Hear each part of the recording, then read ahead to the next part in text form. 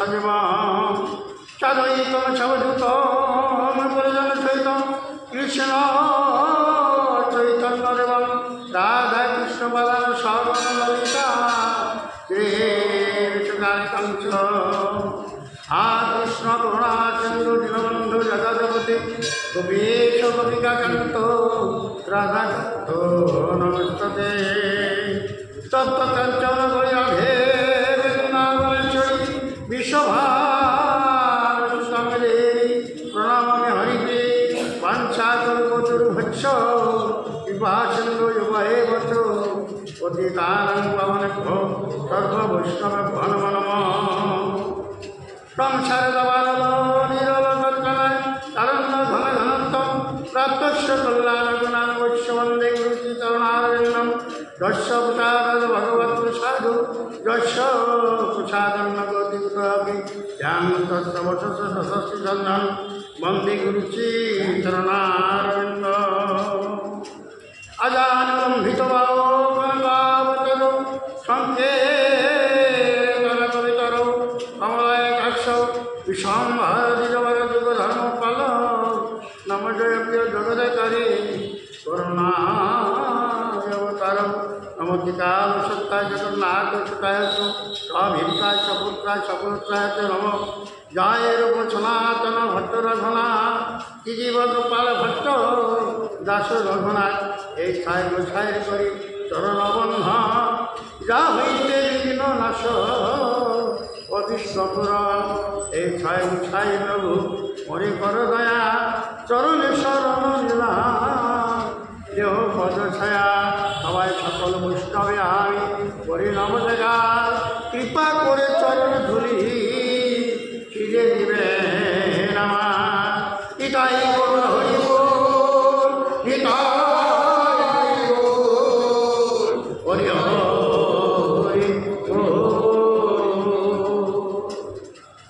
শ্রীকৃষ্ণ চৈতন্য প্রভু নিত্যানন্দ অদ্বৈত গদাধর শিবাচারী গৌরভারতরেন্দ্র শ্রীকৃষ্ণ চৈতন্য প্রভু নিত্যানন্দ অদ্বৈত গদাধর শিবাচারী গৌরভারতরেন্দ্র বৃন্দাবৈ তুলসীদ ভয় ইয়া ওই গছবচ্ছ কৃষ্ণ ভক্তি করে দেবী সত্যবদ্ধ নম নম নারায়ণ নমস্কৃত্যং নরং চৈব নরোত্তমং দেবী সরস্বতী ব্যাস তম তত জয়মুদিরয়ে হরে কৃষ্ণ কৃষ্ণ কৃষ্ণ হরে হরে হরে রাম রাম রাম হরে হরে হরে কৃষ্ণ কৃষ্ণ কৃষ্ণ হরে হরে হরে রাম রাম রাম হরে হরে ওম তৎসৎ পরম শ্রদ্ধেয়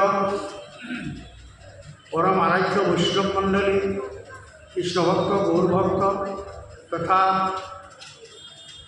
আমার মহাময়ী দেবীতোল্লা শক্তিমতী ভক্তিমতী মায়েরা আপনাদের সকলের চরণে আমার কোটি ধন্যবাদ প্রণাম নিবেদন করছি।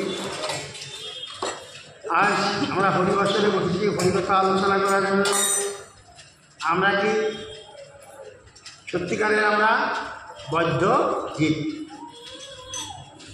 সত্যিকারের আমরা বদ্ধ জীব।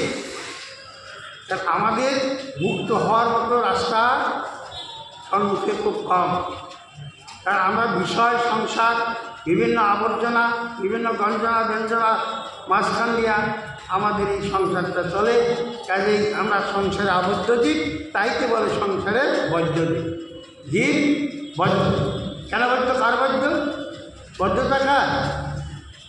না শৃঙ্খল। চার শৃঙ্খল? মায়ার শৃঙ্খল। শৃঙ্খলটা দিচ্ছেন মায়া।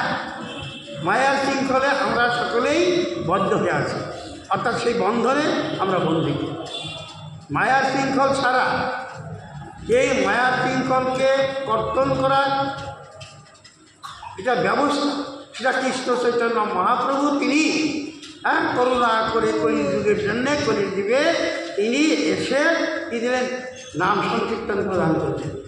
এটাই কলিযুগে মুক্ত হওয়ার পথ মাত্র। মুক্ত হওয়ার একটি পথ তিনি দিয়ে গেছেন।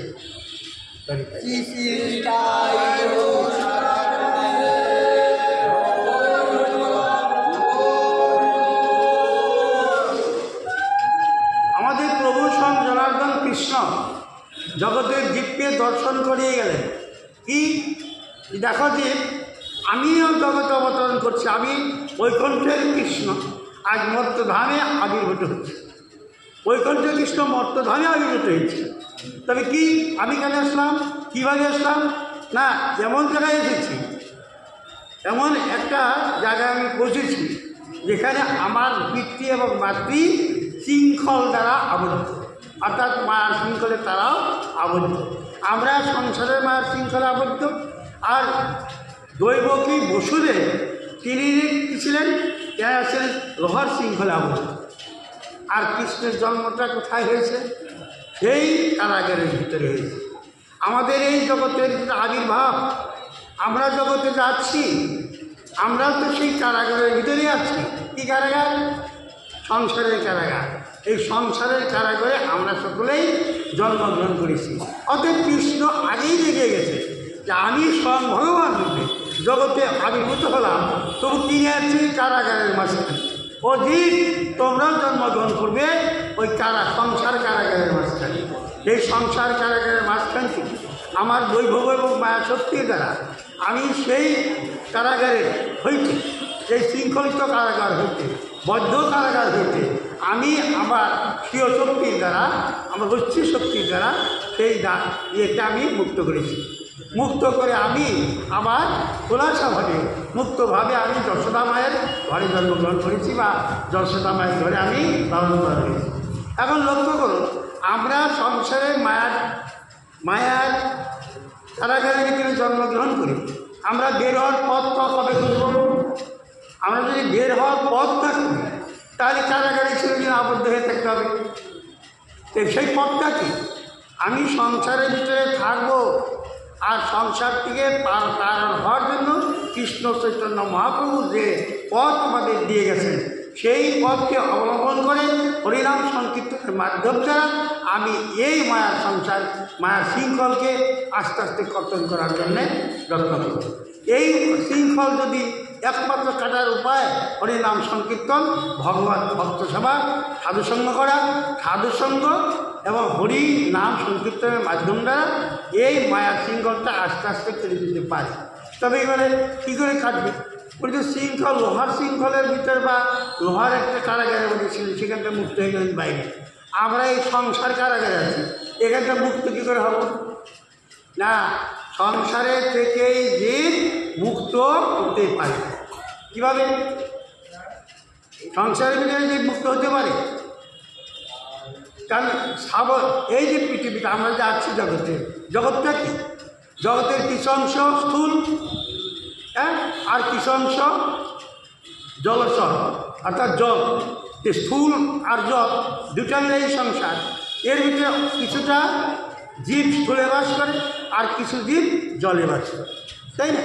তাই তার ভিতরে দুই ভেদ, এক ভেদ জলস্তর আর এক ভাগ স্থল, আর বিভেদ জলচর, দুইটা। তার মধ্যে অল্প জাতি, তার মধ্যে মনুষ্য জাতি অতি অল্পতা। এই যে এত যে স্থলচর প্রাণী আছে, এই প্রাণীর ভিতরে মনুষ্য জাতিটা একেবারে অল্প তুলনামূলকভাবে।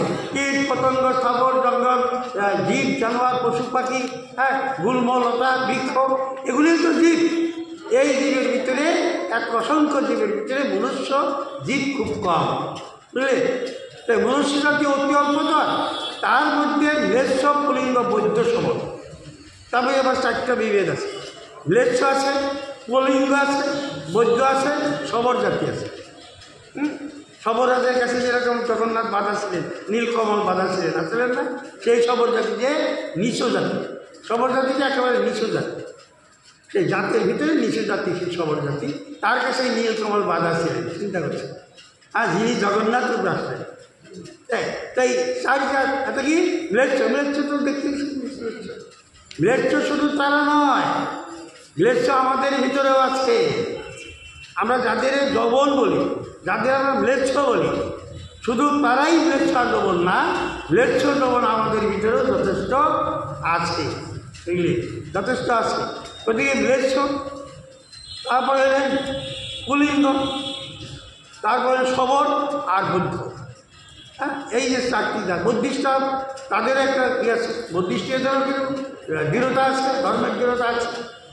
বুদ্ধ সবর বেদচারীর মধ্যে, বেদচারীর মধ্যে বেদ মুখে মানে কিছুগুলি বেদচারী আছে। আমরা বেদের লোক, যাদের ব্রাহ্মণ দিয়ে পূজা পার্বণ চারদার শান্তি হয়, তারা আমরা বেদের লোক।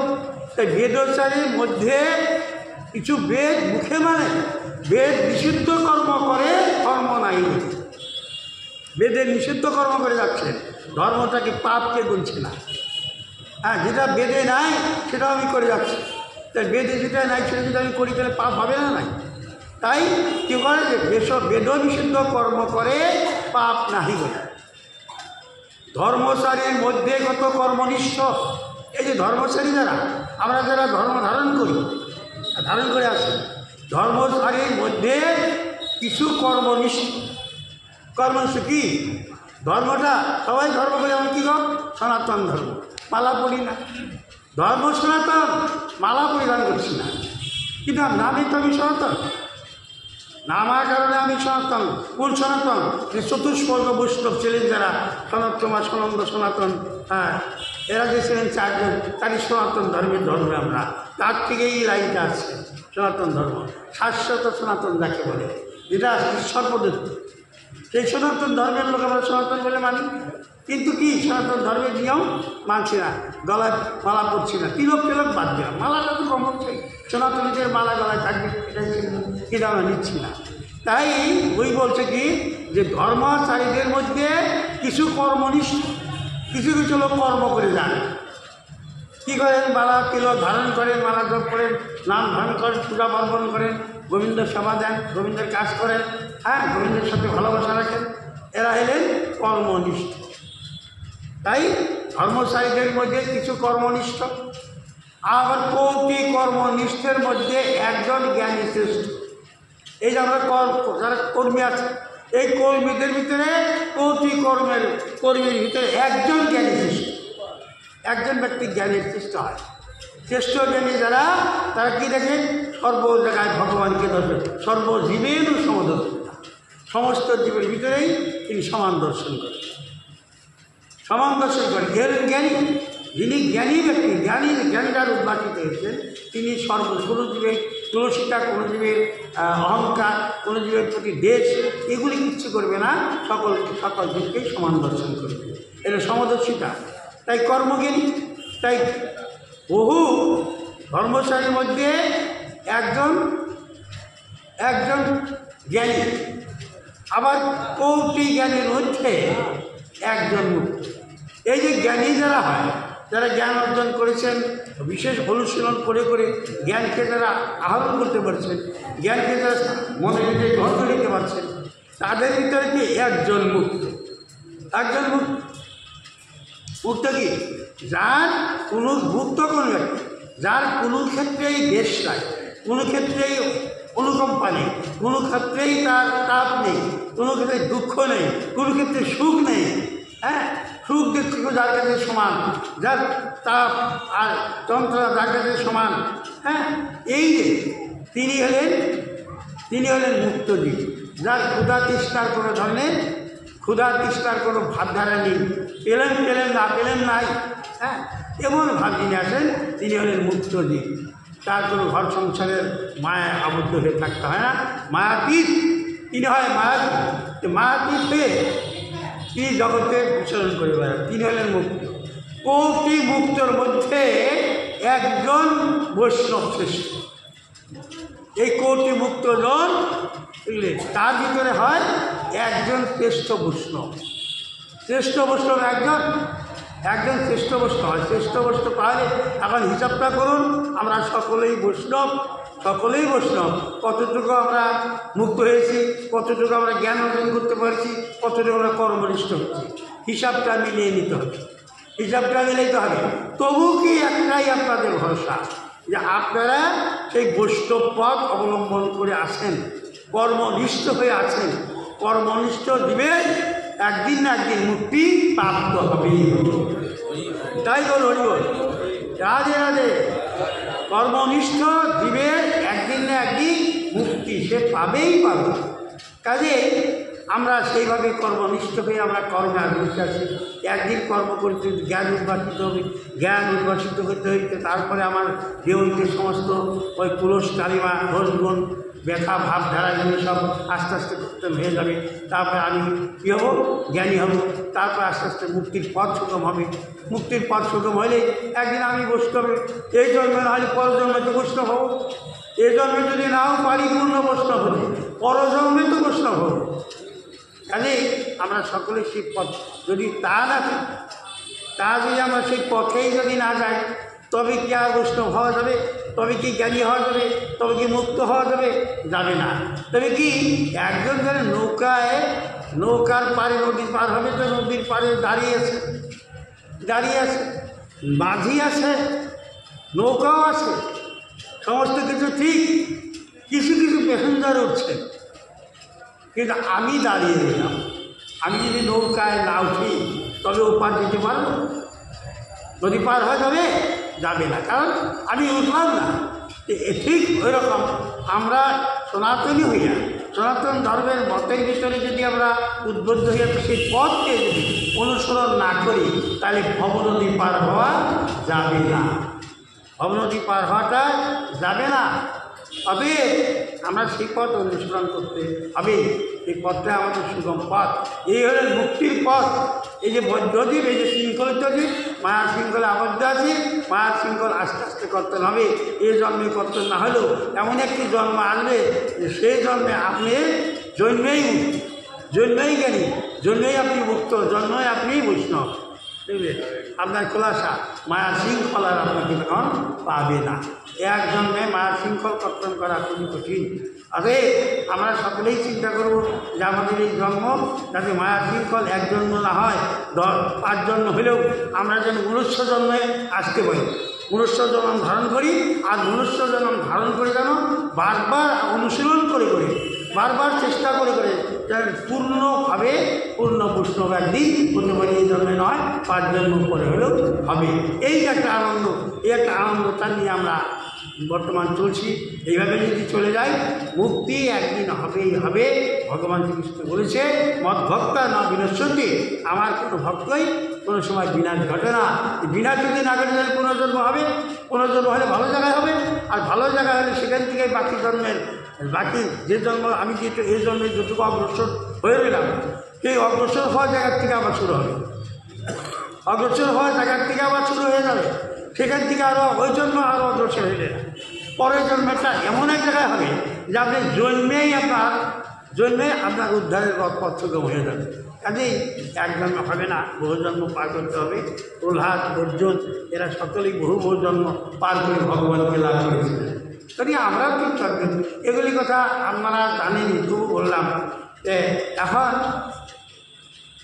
মানুষ আমরা এই যে আছি, আমি সতীন মাস্টারের পিছন সাইডটা কী আছে, এই অন্ধকার সাইডটা আমি বলছি না, আমাদের সকলেরই একটা অন্ধকার সাইড কম বেশি আছে, কম বেশি অন্ধকার বোঝেন তো। আলোর সাইডটা আমরা দেখি, পিছনে অন্ধকার আছে, অন্ধকারটা আমরা কেউ বলি না।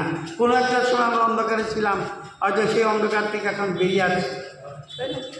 তাহলে আপনার রাজসেনগড় নামে একজন রাজা ছিল। সেই রাজা তার একজন সেনাপতি ছিলেন, তার নাম ছিলেন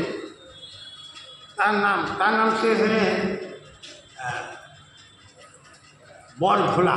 তারা খুব ভালো জানে, খুব শক্তিশালী, খুব সামর্থ্য, বিরাট যোদ্ধা।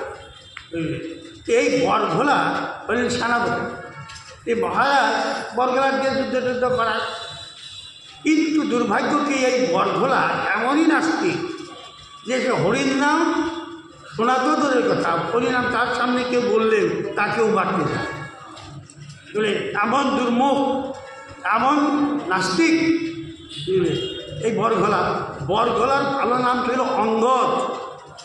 বরঘোলার ভালো নাম অঙ্গদ।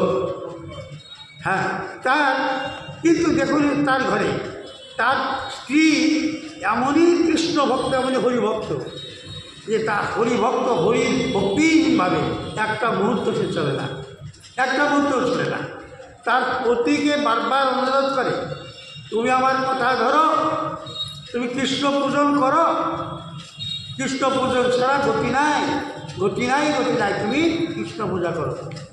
কিন্তু শোনে না, প্রয়োজনে তাকে তিরস্কার করে, মারতে যায়। তুমি এই কৃষ্ণ কৃষ্ণ কৃষ্ণকে দেখেছো? দেখনি, অতএব তোমার কথা আমি শুনবো না। কিন্তু স্ত্রীর প্রতি কাতরতা আছে, স্ত্রীর প্রতি তার কাতরতা, যথেষ্ট স্ত্রীকে ভালোবাসে, যথেষ্ট আদর করেন স্ত্রী।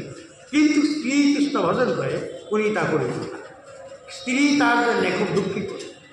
একবার কী হলেন, হঠাৎ তার ঘরে তার যে গুরুদেব, ওই স্ত্রীর গুরুদেব আসে, বাড়িতে গুরুদেব আসে, তার শিষ্যের ঘরে আছে।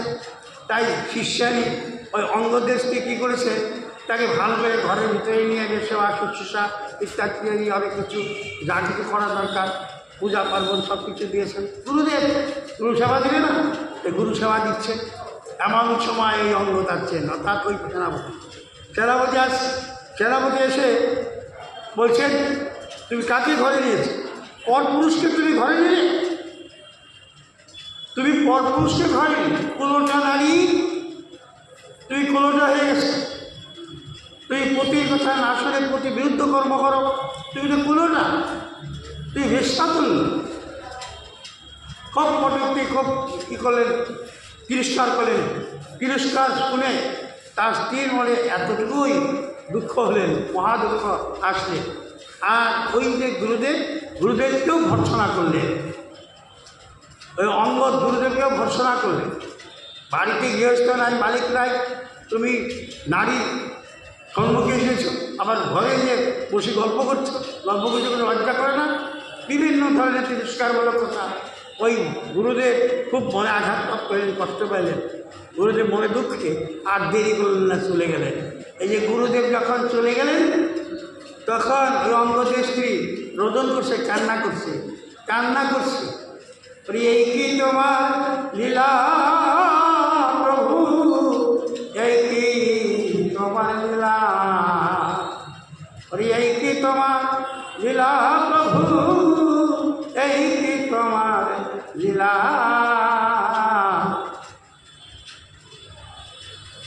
তুমি কখন কারে ভালোবাসো, কখন কারে কাঁদাও, তুমি কখন কারে ভালোবাসো, কখন কারে কাঁদাও, এই কি তোমার লীলা প্রভু, এই কি তোমার লীলা, এই কি তোমার লীলা প্রভু, এই কি তোমার লীলা। তখন তার স্ত্রী, অঙ্গদের স্ত্রী ভাবলেন, আমি আর এত বড় অপবাদ, গুরুকে আমি গুরু সম্মান দিতে পারলাম না, গুরুকে আমি শ্রদ্ধা করতে পারলাম না, গুরুর শ্রদ্ধার জন্য আমার স্বামী এমনভাবে আমাকে তিরস্কার করলেন। তাহলে আমি এই প্রভু, এই কৃষ্ণ, হে জনার্দন গোবিন্দ, তুমি আমার প্রতি এমন স্বামী দিলে, এমন স্বামী দিলে যে তোমার কথা শুনতে পারে, তোমাকে ভজন করে না, এমন স্বামী তোমাকে তো আমি অনেক চিন্তা করেছি, অনেক ভাবনা করেছি, কেন তুমি আমার ভাগ্যে এমন স্বামী দিলে? এই স্বামী তো আমি চাইনি, কেন দিলে প্রভু? তবে যাক, তুমি যখন আমার এই স্বামীর সঙ্গে আমার আর সংসার করা হবে না, অতএব আমি প্রাণকে নিষ্কামন করব, আমার এই প্রাণটাকেই নিষ্কামন করবে, প্রাণ নিষ্কামন করবে। এইভাবে অনাহারে আছেন, কিচ্ছু খাচ্ছেন না, অনাহারে আছেন। 2 দিন 3 দিন চলে গেল, 3 দিন অনাহার, একটু জল খায় নাই, একটু কিচ্ছু খায় নাই। কেন? যে না, অনাহার থেকেই জীবন আহুতি দিবে। এমন সময় অঙ্গ যাচ্ছেন, রাজবাড়ি থেকে এসে বলছেন, কেন তুমি শুয়ে আসে, এভাবে পড়ে আসে? বলে না, আমি পড়ে আসছি না, আমি প্রাণ বিসর্জন দেব। কীভাবে? অনাহার থেকে আমি প্রাণ বিসর্জন দেব। কেন? কারণ স্ত্রী কাতর না, স্ত্রী কাতর। তখন কিন্তু ভাবলেন, আমার স্ত্রী যদি মরে যায়, তাহলে জগতে আমার অপযশ হবে, আমি কাকে নিয়ে থাকবো, কে আমাকে আদর করবে, কে আমাকে ভালো করে সেবা দেবে? স্ত্রীর তো আমার প্রয়োজন আছে।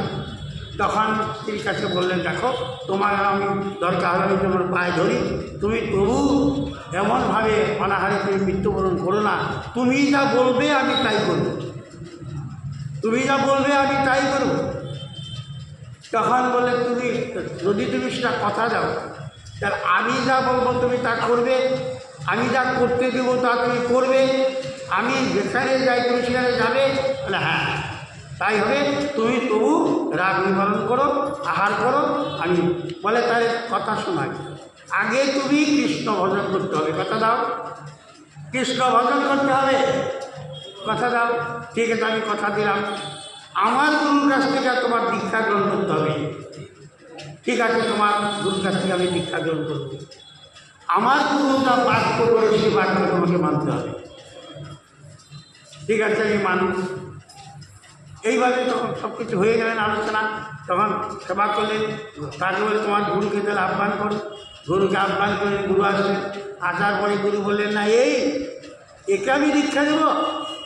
আরে মা আমি একে দীক্ষা দেবো না, তোর স্বামী স্বামী নয়, এ তো অন্য কিছু, আমি একে দীক্ষা দেব না। পরজনে প্রার্থনা করলেন, প্রভু আমি যা অন্যায় আগে করেছি এখন আর অমন অন্যায় করবো না, আমি এখন বুঝতে পেরেছি আপনি আমার গুরু হন, আমি আপনাকে সেবা শুশ্রূষা সব করবো, আপনি যা কথা বলবেন যা আদেশ করবেন সমস্ত আদেশ মানব, অতএব আমাকে দীক্ষা দেবেন। তখন গুরু নিরুপায় হয়ে দীক্ষা প্রদান করলেন। দীক্ষা প্রদান করার পর গুরু যে সমস্ত অনুশীলন দিলেন, অনুশীলন করে করে করে করে এক সময় এত বড় সাধু হয়ে গেলেন। সব সময় নাম, তিলক, চন্দন, মালা এগুলি করে থাকে, সারাদিন নাম কিছু করে। মহারাজের চাকরি, মহারাজ চাকরি বলে আমি যেতে পারবো না, আমি আর সেনাপতিগিরি করবো না, আমি সেনাপতি বাদ দিলাম, তুমি আমাকে ছেড়ে দাও। কিন্তু সহজে ছাড়ছেন না, কিন্তু তার সন্ধ্যা গায়ত্রী সব কিছু সুন্দরভাবে চলছে। তারপরে এক সময় সে একজন ভজন করিতে করিতে ভজন উন্মুখ হয়ে গেলেন, ভজন উন্মুখ, ভজনের আনন্দে হয়ে গেলেন, ভজন আনন্দী দেহটা তার হয়ে গেলেন। তারপরে কী হলেন, মহারাজ এসে বললেন যে আমার রাজ্য আক্রমণ করতে আসতেছে, তুমি যদি বলিষ্ঠ সেনাপতি তুমি যদি না যাও তাহলে আমার রাজত্ব মন্দির দখল করবে, অর্থাৎ তুমি যুদ্ধে যেতে হবে। বলে আমার তো আর এখন সময় নেই, আমি তো তোমার যুদ্ধ করতে যাব না, কারণ যুদ্ধ করতে গেলে হিংসা করতে হবে, অনেককে নিধন করতে হবে, অনেককে ধ্বংস করতে হবে, এটা আমি নিধন ধ্বংস ইত্যাদির মধ্যে আমি যাবো না, অতএব তুমি অন্য কাউকে পাঠাও, আমি যাবো না। মহারাজ তাকে অনুরোধ করলেন, দেখো তুমি একবার আমাকে বাঁচাও, তারপর আর তোমাকে আর চাকরি করতে হবে না, আমি তোমাকে চাকরি হয়তো অব্যাহতি দেবো, তুমি এইবার কমসে কম আমাকে বাঁচিয়ে দাও। তখন কী করলেন, নিরুপায় হয়ে মহারাজের এতদিন অন্ন খেয়েছেন, লবণ খেয়েছেন, নুন খেয়েছেন, তাই স্বীকার করলেন, ঠিক আছে তাহলে আমি এবার যাবো। মহারাজ যুদ্ধে চলে গেলেন। যুদ্ধে যে তার সঙ্গে যুদ্ধ করে সেই যে রাজা যুদ্ধ করতে আসছিলেন তাকে পরাস্ত করলেন, পরাস্ত করা তাকে বধ করলেন। বধ করার পরে যখন তার কী হলেন, তার মস্তকে ছিল হীরার তাজ। তাজ বোঝেন তো, আমরা যেটা রাধা গোবিন্দের মুকুট দেই না, হ্যাঁ এই হীরার মুকুট, হীরার মুকুটটা ছিলেন তার মস্তকে। হীরার মুকুটটা নিয়ে আসলেন, নিয়ে আসার পর মনে মনে চিন্তা করছেন, এই মুকুট এটা হীরা, এই হীরার মুকুট যেসে যার তার মাথায় সাজে, যার তার মাথায় এটা দেবো না, এটা আমি নিয়ে দেবো, এটা আমি শ্রীখণ্ডে অর্থাৎ এখানে আমি নিয়ে নীলাচলের জগন্নাথের মাথায় আমি তার প্রদান করব। জগন্নাথের মাথায় এই মুকুট শোভা পাবে, অন্য কোনো জায়গায় শোভা পাবে না।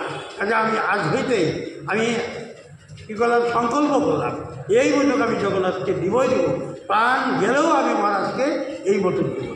যা যা কিছু আর অন্য সম্পত্তি পেয়েছিলেন সমস্ত কিছু সেনের মহারাজকে দিলেন, কিন্তু মুকুটের কথা বললেন।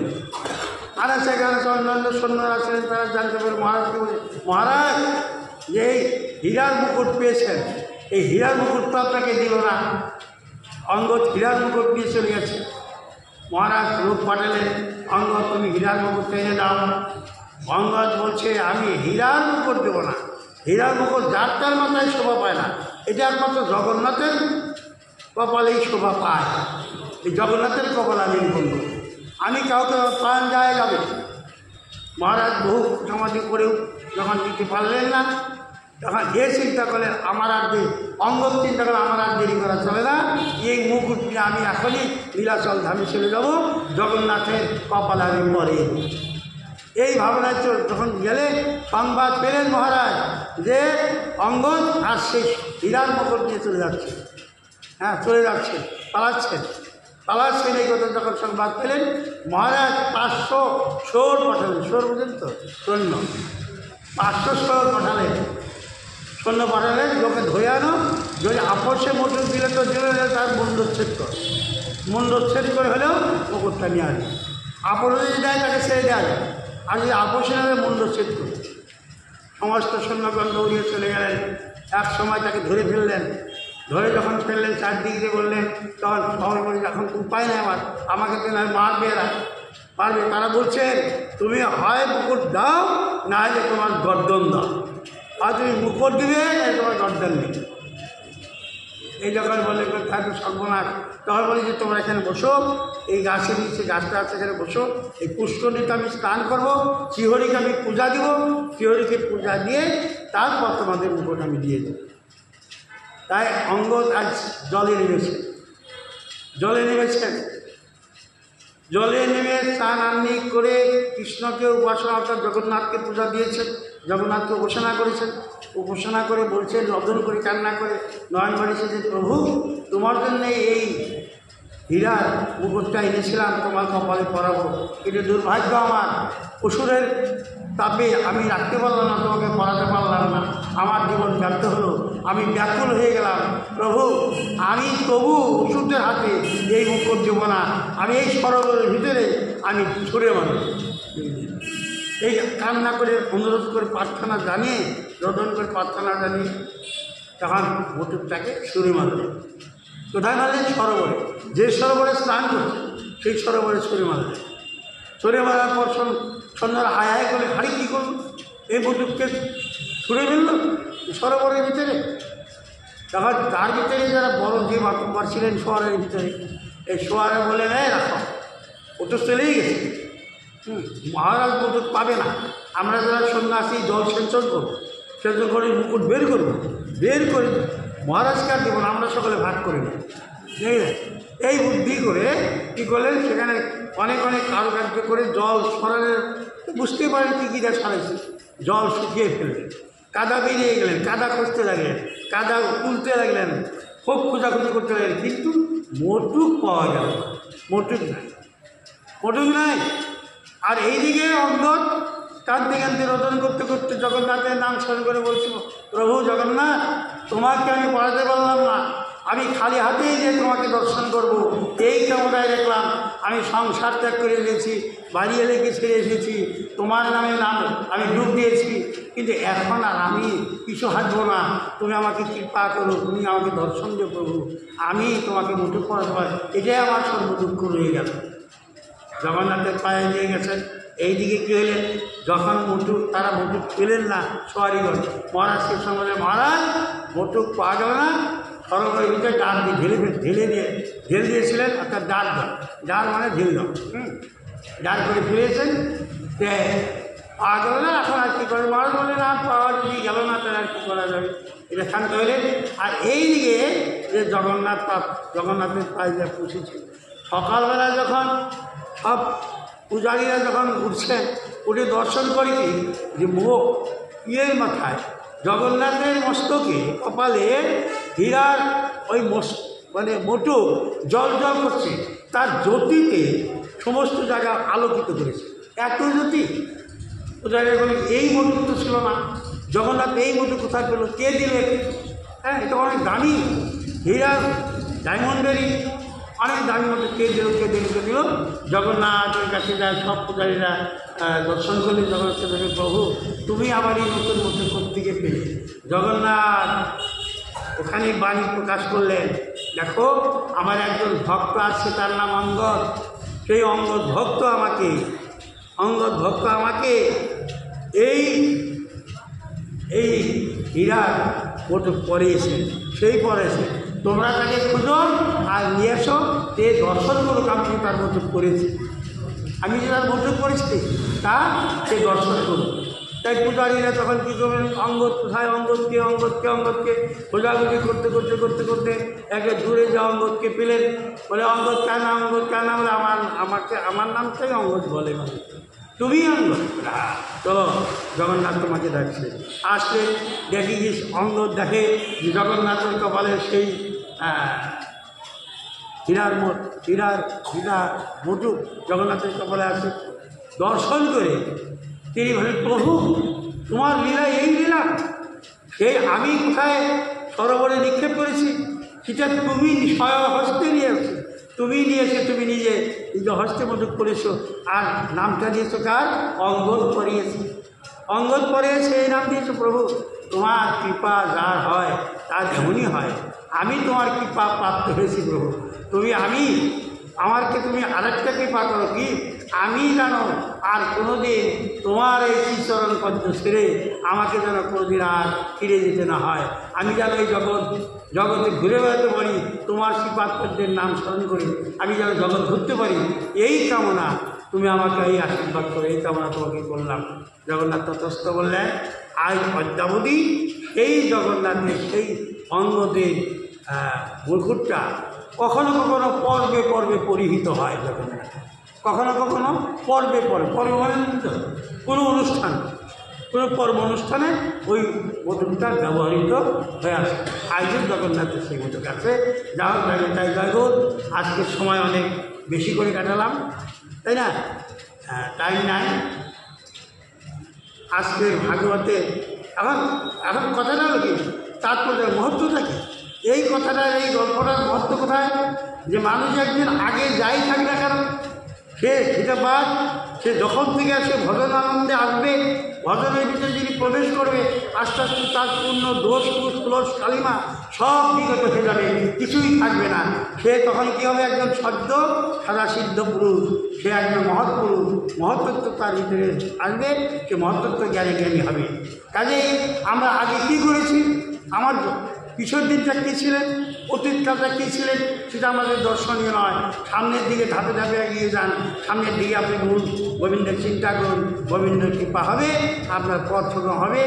আর আস্তে আস্তে সেই পথে যখন নিগুড়তা আসবে, একদম প্রজ্ঞাস্থাপিত ভক্তি হৃদয় হবে, তখন আর কোন সাজ চলবেন না।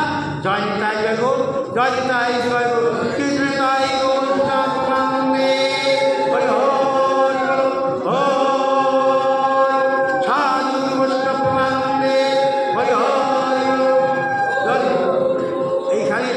ভাগবতে এখানে বিশ্রাম দিচ্ছি সকল ভক্তদের কাছে।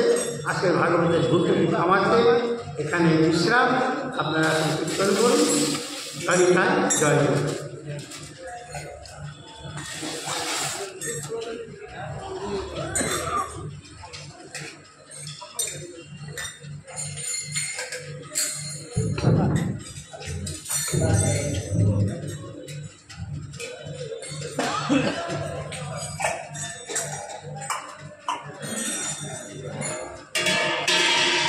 দেরি করবেন না, এটা বলেন। এই একজনের পাশ দেরি করেন তো।